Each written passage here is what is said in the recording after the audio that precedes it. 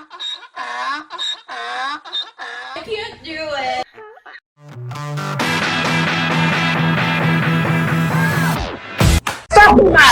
In North Carolina. Oh yeah, what part?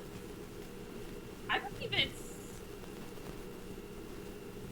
I think it was Greenville. Oh, Greenville. So like home of the ECU Pirates Yeah. out there. Yeah. Yeah. She's a teacher out there. Oh, she's a teacher at ECU or another. No, not at ECU. Oh. She teaches first graders. Oh yeah, big difference. Well, I don't Yeah. know. The ECU college kids probably act the same as the first graders. So yeah, I hear you there. they call Greenville G Vegas. I still don't understand why, because it's pretty wild. But I'm sure there's wilder college towns out there. All right. Right. Yeah, that is done. And let's rock on. You ready? Let's I'm roll. ready. All right. Let's go. So, hey, Valerie, how are you doing? I'm doing great. How are you doing, Michael? I like I said, I can't complain. I got to come up with something else to say because I'm tired of saying I can't complain. Maybe I can complain, but you know how it is. Nobody wants to listen at you complain, right? So, I don't know. I'm gonna learn how to do a backflip. Next time somebody asks me how I'm gonna do it, I'm just gonna stand up and do a backflip. Boom. There That'd we be go. super entertaining. Yeah. So I am joined by Valerie Rubin today, and Valerie is a specialist in RTT, which stands for Rapid Transformational Therapist. Bam, I got it. So Valerie, why don't you start off this podcast by just telling the audience a little bit about yourself, a little bit about rapid transformational therapy, and what got you into it? Absolutely. So about me, what got me into it, and RTT. So I used to really deeply struggle with anxiety within myself, within my relationships. It was really hard on a day-to-day basis. It really led me to having a lot of chronic pain because I was just so anxious and worried all the time. So, and then I was doing therapy for years, and then I discovered rapid transformational therapy myself, and that was the one thing at that time that really moved the needle forward for me to really help me reduce my anxiety levels, and then my chronic pain completely went away. So that's what got me into it, and rapid transformational therapy is one of my modalities that I specialize in, and it really helps to get to the root cause of anxiety, get to the root cause of why you may be attracting emotionally unavailable people, because our subconscious, research suggests that we run off of our subconscious mind 95% of the time, meaning our anxieties, our traumas, our triggers, and our behaviors were run off our subconscious mind. Oh, so RTT, is it because it talks about neuroplasticity? It's you put yourself in a state where your mind retrains itself. It's neural pathways, and a lot of people do this by using different types of medicine. Ketamine is a good one. Spravato is one that's used. When you're on these drugs, it puts you in a psychedelic state, which makes your brain vulnerable to reform these neural pathways. Is this what RTT is? I do know I was reading and it said CBD and hypnosis is used to do this.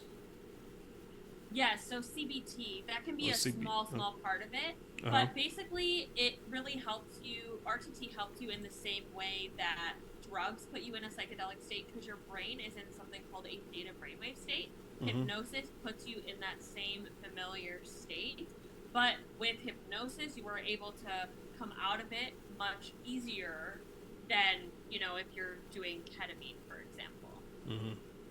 So you have to be a certified hypnotist then, right?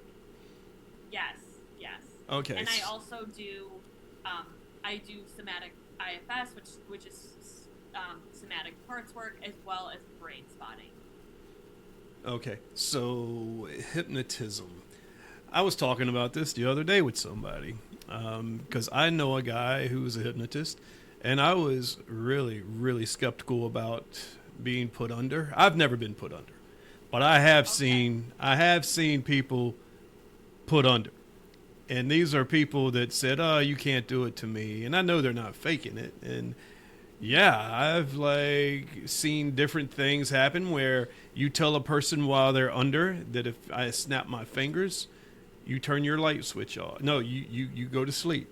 If someone takes their finger and like rubs it on your forehead like a light switch is turning off, then you go to sleep. And I have seen this work. I mean, I remember this one friend of mine had that spell put on her. A spell like it's a wizard or something. But anyway, had that certain thing said to her that if you get your forehead swiped, your light switch is off and you're out. So like 30 minutes after she was hypnotized and we got to doing, normal things around the house, I just went to her forehead and just did that. And she literally almost fell down. I had to catch her. It was really weird. Yeah. So you ever done anything like that to somebody?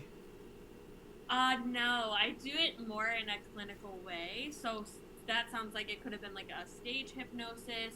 It's super Mm, different compared to clinical hypnotherapy. So whenever I've like snapped my fingers, it's to help them yeah. feel deeper, go deeper, feel more relaxed. And I think there's this perception that we're doing things that we don't consent to.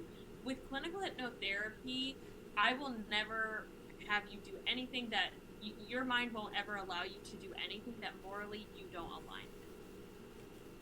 So I Okay. won't ever make anyone cluck like a chicken or do anything like promiscuous. I like how everybody always goes to cluck like a chicken. It's never like bark like a Yes. dog or, make like a dolphin. Nobody. It's always cluck like a chicken. But yeah, Hmm. um, Dorgan with you. So you can get this done in 3 sessions. Hmm. I Three. mean, I've done them as soon as one session. Like I had a client who was already under with a psychiatrist as well as a traditional therapist, but she was really struggling with a lot of anxiety post having lung surgeries, two emergency lung surgeries. So she was very, very anxious about her health, and she was almost going to go back into a mental hospital because the anxiety was so bad. And Mm-hmm. then after just one hypnotherapy session with me, the anxiety completely calmed down. She was able to not have this health anxiety anymore, and she didn't end up going into a mental hospital. So you can have very fast results after one session, but I never start with just hypnotherapy now as I've been more and more somatically trained, because I don't ever want anyone to get flooded. It's deep things come up, just like if anyone listening to this has ever been in a psychedelic experience, it's very deep, a lot can come up. And so it's the same with hypnotherapy. So I really help clients with the basics of learning how to relax, learning how to heal your triggers, learning how to feel safe and grounded in your body, and how to actually process your emotions so that when we're in hypnotherapy or doing somatic work, we're able to go much deeper. So when someone is under, when they're hypnotized during your sessions, what are some of the things you would tell that person? Is it? I'm sure you question them or you tell them things, and are they catered to what they're lacking or what they are looking for? Can you give me like some examples? Let's just say I'm under and I'm in your office, and my reason for being in there is depression, anxiety. I have a phobia of not speaking to people in public. Mm-hmm. Like, what is something you would tell me? Yes, so with a phobia of speaking in public, I'll just start there. Mm-hmm. I first guide someone in a guided induction. This just basically helps the mind and body nervous system to relax. That's about 10 ish minutes, and that's Mm-hmm. helping you get grounded in your body and get really deep into that hypnotic state. And then I ask your mind questions of, when was the first time, going back to the root cause of where you acquired this phobia and fear of speaking in public. And then, on the count of 3, your mind is becoming louder. On the count of 2, this scene is becoming brighter in your mind. On the count of 1, acting like you're there, you are here in this place. And then I ask, tell me what you're experiencing, tell me what you're feeling. And then their subconscious will come up with a scene.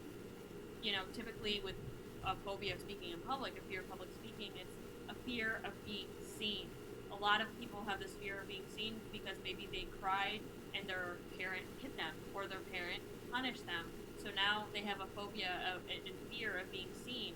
And so especially having maybe hundreds of people seeing you speak in public terrifies the crap out of you now because it's amplifying that fear.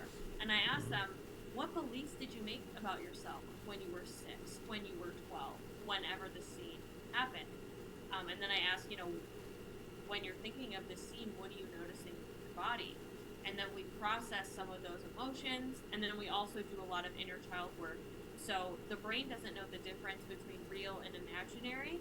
So when we are comforting that inner child in your mind, your body, it's acting in the same way that's happening now. So it's very healing and comforting to the person who's in hypnosis. Yeah, that's very interesting what you just said. The brain cannot tell the difference between reality and fiction. If you tell yourself, and you believe it, even though it's not true, that you are a certain way, let's just say, what could I be? Let's just say I'm a rich and powerful person, and you believe that, and you keep telling yourself that, your brain's going to believe it. It's how was it put? That's the best way to train your brain is to just keep saying something over and over, and then you believe it, and your brain will pick up on it. I don't have a PhD by all means, but I do go to YouTube University a lot, and There you go. yeah, listen to a lot of stuff there. But yeah, so Yes. No, go ahead. Yeah. Yeah, your subconscious learns by repetition. And like for an example, if you are thinking about a future scenario, I like to kind of use this because it can feel very real to people. If you're thinking about having sex with someone, you're going to feel that in your body when you're really visualizing it, if you're visualizing having sex with someone. So imagine if you're visualizing that, but then you want to have a lot of money or you want to be a famous actor. When you're visualizing that, it's becoming more and more real because the body doesn't know the difference between real and imagined. And the subconscious mind learns by repetition. So the more you say these things, the more you visualize it, the more these neural pathways become stronger. And that's why it can be so much quicker with doing this work when it might take years of talk therapy to get there. Because we're accessing a deeper part of your brain that just talking about it, you aren't aware of. So if I'm visualizing having sex with my Hollywood crush, Gail Gadot, my body is going to believe that, and I'm going to actually feel that. I don't know if this is true because I've visualized that before. And I always, never mind, that's too TMI. But no, but I get it. Yeah. So I kind of want to test that theory after this podcast. Yeah. Yeah, bringing up those images and scenes of doing that. Oh, yeah. Your body will have a reaction.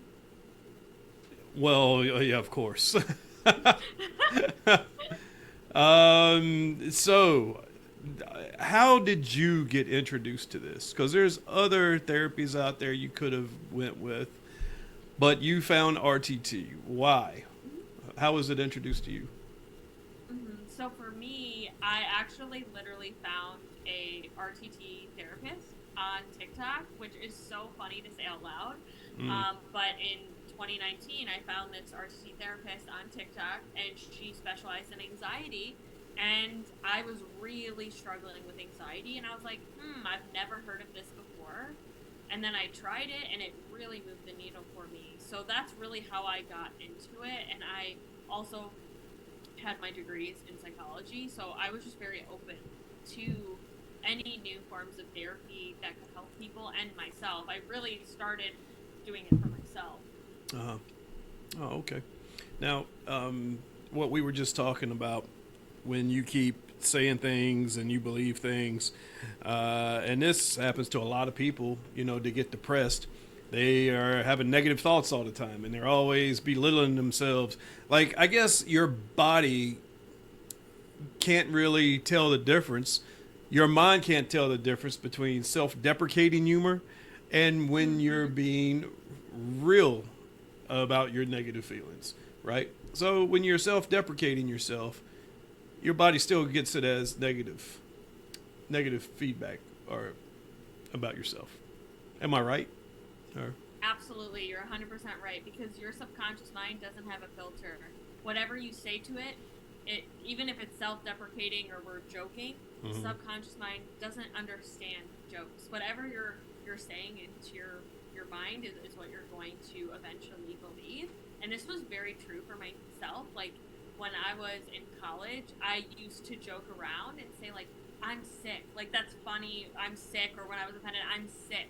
And I literally became chronically ill, and I had symptoms of fibromyalgia. And I didn't realize how true that was making it in my body until months later when I found hypnotherapy and all of that. But it is very real. So, watch what you're saying to yourself. And your nervous system is impacting your thoughts as well. When someone is depressed, you might notice they're slumped, they're not open, they're not communicating with a higher pitched voice. Typically, someone who's depressed has a very monotone voice. It's all impacting your nervous system. So if you're in a freeze state, you're going to have a lot of shaming, negative, critical thinking going on in your mind. So I really help clients to identify what are those triggers for you and how can we heal that, and where does that stem from? Who started talking to you that way? Because all of this behavior is learned. No baby is born that way, hating themselves. Every baby is born secure, worthy, feeling safe to share their needs and cry for food or whatever their needs are. you look way too young to be doing this. Like, you look like you're about 25. But I do know. Oh, I am. Huh? I am 25, so I'll say that. Oh, But really? Did I get it? Yeah, you I got nailed it? I did it. I started doing this straight out of college when I was 21, and just hit the ground running. Oh, wow. So how many people do you see that are having issues with dating? Oh my God, so many. That's the majority of the clients that I have, because dating is the most triggering and activating experience for people, because it triggers all of your old wounds from your past partners, from your parents, from how you were raised. And so a lot of people who see me are anxiously attached, meaning they have a fear of abandonment, they don't feel lovable, they attract emotionally unavailable people. And until you shift some of these that are going on in the background in your subconscious mind, it's going to be harder to attract someone that's secure, that's emotionally available. It's like I was talking with someone the other day. It's that old cliche, you attract what you are. So if you're a negative person and you are always down on yourself, low self-esteem and insecure, you're going to attract somebody like that. Or you are going to attract people that you're used to. Like, if you grew up around an abusive family, you're probably going to find an abusive boyfriend or girlfriend. That's just the way the cards are dealt to us sometimes. So Absolutely, because you attract what's familiar. Our nervous system hates change. If you go through any change in life, your body will bring up some fear. That fear of the unknown, fear of that change.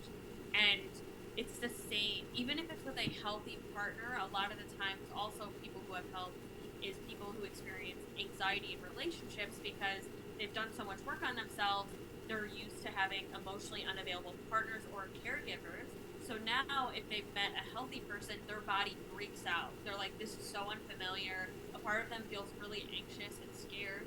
And a lot of people find that secure people are boring because they're used to chaos. Your nervous system now associates stress with love.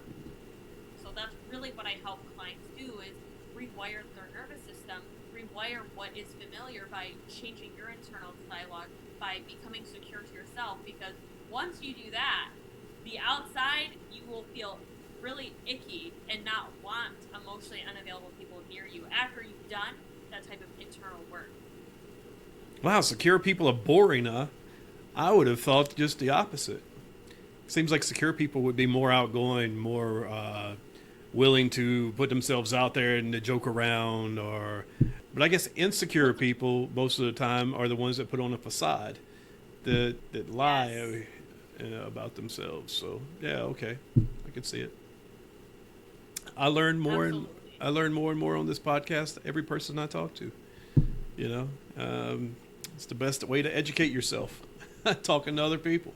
Yes. So for a secure person seeing another secure person, they're gonna see them as lively, as more confident, just like you mentioned. But someone with an insecure attachment style who's avoidant, who's anxious, or has a disorganized attachment style, or has a lot of trauma that's been unhealed from relationships or with their parents, then they start to get used to that chaos, that stress with partners, with their parents.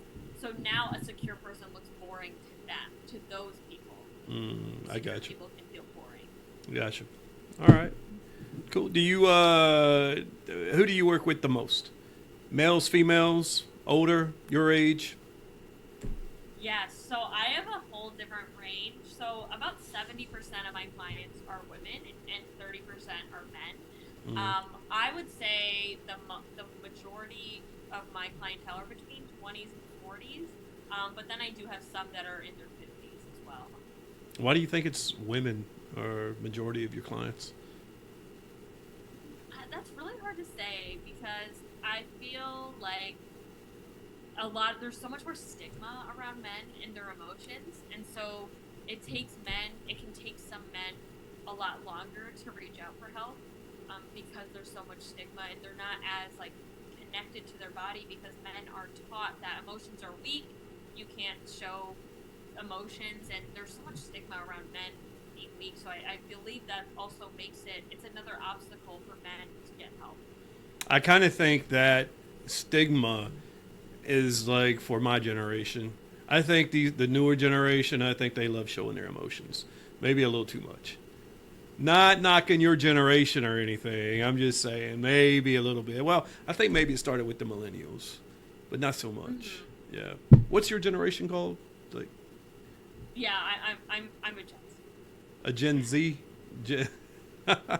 Yeah. Gen Zer, as they call it, but yeah. a lot of people my age, men, still struggle with emotional vulnerability and sharing those things. So we're definitely going in the right direction, but there is still that stigma that really impacts men. Yeah, I guess you're right. My son, he's a Gen Zer, and he's one of those no emotion type people too. I guess he kind of takes after his dad a little bit.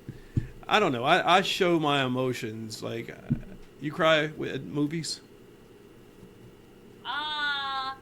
It depends on the movie. Not very often, though. Yeah, I cried the other night watching a cartoon. That's how bad I am. It's terrible. That's not terrible. I just think you're connected to yourself. Yeah, maybe you should hypnotize me and get me to stop doing that during movies. I don't mind crying, during weddings, funerals, stuff like that where you're supposed to. But during X-Men 97, no, I should not be crying during a cartoon. No, sorry. But it really was a sad, sad moment in that show. Yeah. It sounds like it was sad, or else you wouldn't have that emotional response. Oh, you don't? Do you like superhero stuff? Yeah, I do. Yeah, like what? Let's hear what you like.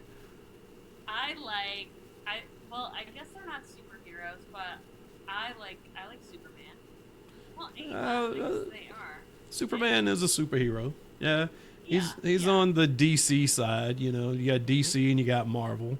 DC is Superman, Wonder Woman, The Flash, Batman, So it's big. But then you get Marvel is probably has the most movies and the best movies, but DC has the best animated movies. So you're learning something today, Valerie. You teach Love me all that. about the RTT. I'll teach you about the Marvel superhero world. Awesome. Yeah. So, the RTT, your qualifications. You have a Bachelor's of Arts in Psychology, a minor in Family Development, certification in Parent and Family Education, licensed rapid transformational therapy. So is this what you do for a living? Yes, it is. And I also am a phase 1 brain spotting practitioner as well. So I do that. What is a brain spotting technician? Can you explain that? Yeah, a brain spotting practitioner. So basically what brain spotting is brain spotting helps to process stuck emotions and trauma out of the body. Have you ever heard of EMDR? I have not. Okay. Well, EMDR is very similar to brain spotting. Brain spotting basically can help you get into the deeper subcortical part of your brain to really heal trauma. So you might notice, especially since you have a podcast, you might notice people looking in different directions. Our nervous system impacts where we look. So if you notice someone looking really down at the floor, they could be really sad, they could be shy, but if they're looking right into your eyes, they're looking in a camera, they're really open, that's a sign that they're processing in a different way. So brain spotting helps to use your visual field so that you can heal different traumas. So I'll give an example because I know that sounds so confusing. Yeah, it sounds totally Let's just use the same example for the fear of public speaking. So Okay. fear of public speaking, I first ask clients, when you feel that fear of public speaking, where do you notice it in my body? I'm noticing a lot of tension in my throat. I'm noticing a lot of pressure in my chest. Okay, perfect. So we start there. They identify where that fear is stored in their body, and then I have them look around the room, and I ask them, when you look around the room, notice what spot your eyes want to look at that intensifies these feelings. By doing that, it helps to really process that trauma that's been stored in deeper parts of your brain called the subcortical part of the brain. And this really just gets really deep in there, if that makes sense. It makes sense, I guess, if I was more familiar with like the EMDR and brain spotting, but I think I kind of get it. I think so. There's spots on the walls. Maybe you see it and it sticks out and it triggers something, right? Yes. So could it be like a it like a painting or something, or just like a Yeah. It could be a painting. Say you had a rough relationship with your mom and she gave you this painting that could trigger the crap out of you, But ultimately brain spotting, it works by identifying, processing, and releasing core neurophysiological sources of emotional or body pain. Okay. I had somebody on the other night. Have you ever heard of Feng Shui? No. I Yeah. haven't. It's a Chinese type art where your house is broken down into quadrants, I guess, north, south, east, and west. And there's certain items you aren't supposed to have in the eastern part of your house, and there's certain items you can have in your eastern part of your house. And it goes through each directional, like in your bedroom, for instance. I was guilty of this. I had pictures of my family in there, lots of them. And, you're not supposed to have pictures of your family in the room where you have sex. That the bedroom is like for love making and for compassion and sensuality and stuff like that. So while you're having sex, you got your kids looking at you in pictures. I get it. It's screwed up. Yeah. All right. Yeah, So, I can get that. and what that is supposed to do is affect your love life. Like if you're having a bad luck of going on dates, meeting someone, it's because you've got pictures of your kids in your bedroom. Follow me? What I'm saying here, it's kind of like, you have to, you got to put your tinfoil hat on when you think about this stuff. But people that practice Feng Shui, they swear by it. Like you're supposed to have those type pictures in like your living area or maybe in your office You're supposed to have like pictures of places you wanted to go in like your office space. Yeah, I guess it's kind of like wishing it into existence, or manifesting it. Kind of sounds like if you intertwine feng shui with brain spotting, you should be perfect. Absolutely. And Yeah. yeah, manifesting is a big one because we can't manifest anything if it feels unsafe for our nervous system. Yeah. Well, I am single and I have moved all my pictures out of my bedroom. I have put a picture of Gal Gadot in my office because that's what I want. So we're going to Love see what that. happens. I'm manifesting that for you, We're Michael. mad. Well, she is married, so we have a Oh, big so I guess obstacle. we're not manifesting that. Yeah, Hey, for she you. could get divorced, right? Most marriages end in divorce. I think it's like 70%, or it's over 50. I'm pretty sure. Have you ever been married? I have not. No kids? No kids. Look I have at you. My cat. Oh, you're a cat mom. Oh, look at I you. am. You are all fresh and look, big smiles and everything. That is a way to go. You have not been, what's the word? I'm not going to say, gosh, what am I? Not, what's a good word? Not tarnished, but, I cannot. What? Help me out here. I said seasoned. Like you're Seasoned. more seasoned in life. Yeah, more seasoned and more rusty, I guess is a good word for it. Yeah, that's a I'm good more way to put rusty. it. Yeah, been here, done that, yeah.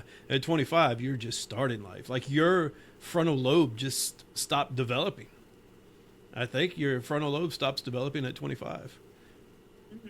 Yeah, Uh, your prefrontal cortex is yeah. developed at 25. Oh, did I totally say that wrong? I'm going to have to edit that. No, The no, you're prefrontal- good. You're good. I think also there's something about your frontal lobes in 25 as well, so you're good. Yeah, maybe guys are just dumber and ours just stops at 18. Maybe I think Oh. it's actually women's goes longer than men. We can. I read that. Yeah, I've read that like some men emotionally mature fully at the age of 40, but who knows if that's like fully fact. Well, I can attribute or I can confirm that. I feel like the older I've gotten, the more rational I've become and reasonable I've become. Just in my early 40s and late 30s, I was still doing dumb shit. So, and I had a certain mentality when it came to relationships. Now, I don't think that way. But I tend to make some very poor decisions when it comes to relationships. So then that kind of just throws away everything I said about being more mature than I was in my early 30s because I don't know. I think we're all just screwed up when it comes to dating when we get older. Yeah. I think it's all about what's familiar to you and what your nervous system learned is safe. Because you can change who you're attracted to in your dating at any point. I help people do it all the time, especially women and men who have been divorced and they're scared to date again after mistrust, after narcissistic abusive relationships, etc. It can feel really scary. So I really help people rewrite their dating life and who they are attracted to. Because it's hard to do that work. It's hard to change your story with the same patterns stuck in our body. Yeah. How's it? Safe. So how is the dating scene in Ohio, where you live? So I would say it is all right. I'm currently single, so that's just where I've been at. Just really focusing on my career. But my last relationship, we were long distance, so. Ooh, how did that work out? Evidently not too good, I guess. I mean, not that great. I mean, I think he was a great person, and, he's a great person, but just not a fit, and that's okay. Sometimes you just live and you learn, but I've had other partners in Ohio as well, but, like, prior to him. So some people say it's great, some people say it's not. I think it all depends on what are you focusing on. Because if you say, look at and find something blue in your house, your mind is going to look more for that. We have something called our reticular activating system in your brain that literally filters out information based on what we believe about ourselves and the world. So if I feel and have this belief that all men are trash or men disappoint me, our mind wants to reconfirm its beliefs. It wants to be right. So when we are doing that, we're filtering out all the good men or all the good women, for example. So I think it's all in how you look at it. Yeah, I mean, I got scolded by a podcast guest the other day because I was saying like some of the same things you were just saying, and I was like, oh, the dating scene in Raleigh sucks, and the women they're not good out here. And she goes, well, hold on, first off, you are so negative. And then I got to thinking, I was like, you know what, I really am. So I was like, yeah, I got to stop, even though it's okay, even though it might not be kind of true. All the women here are beautiful. That's the way I got to think, I guess. But yeah, you're talking about long distance relationships. I've been in a couple of those, but all of mine were out of state. I don't know if yours were out of state, but they tend to not work out so much. I feel that when there's too long a gap in between seeing each other, I think the phone and FaceTime just isn't good enough, because I agree. I agree with you. I think that they can work. It just depends. Like, I think for me, where I went wrong is the whole thing with long distance is we knew each other prior, but not well enough to where, like, you want to learn someone's patterns, learn how they are, learn who they are before you're in a relationship with them. And it's harder to notice those patterns and see them more if you're long distance.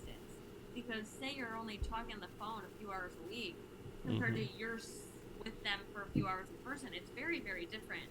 I think it depends. Like, if you already knew them and you've lived in the same state or city, and then they have to move because they're going to medical school or traveling for whatever reason, I think that's different. But I think, we're humans. We're wired to connect.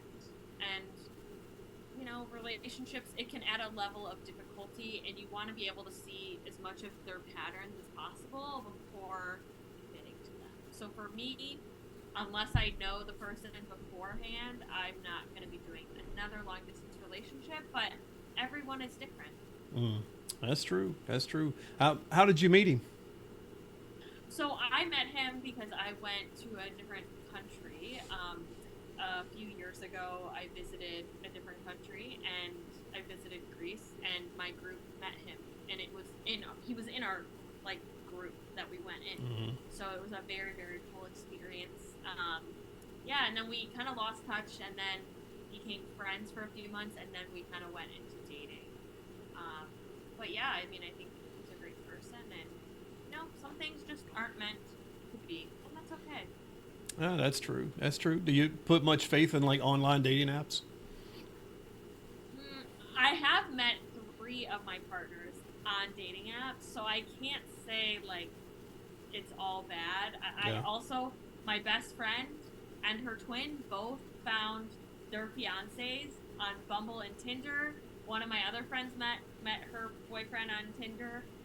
I think that it's out there if you think it's out there. Yeah. It can be a challenge. Like, you have to sift through people, but it's just like business. Your business grows the more you do something. The more you go on dates, the more likely you're going to get that yes. Just like in sales, the more you put yourself out there, the more you will get a yes. So you have to treat dating apps like you're on sale, like you're a product.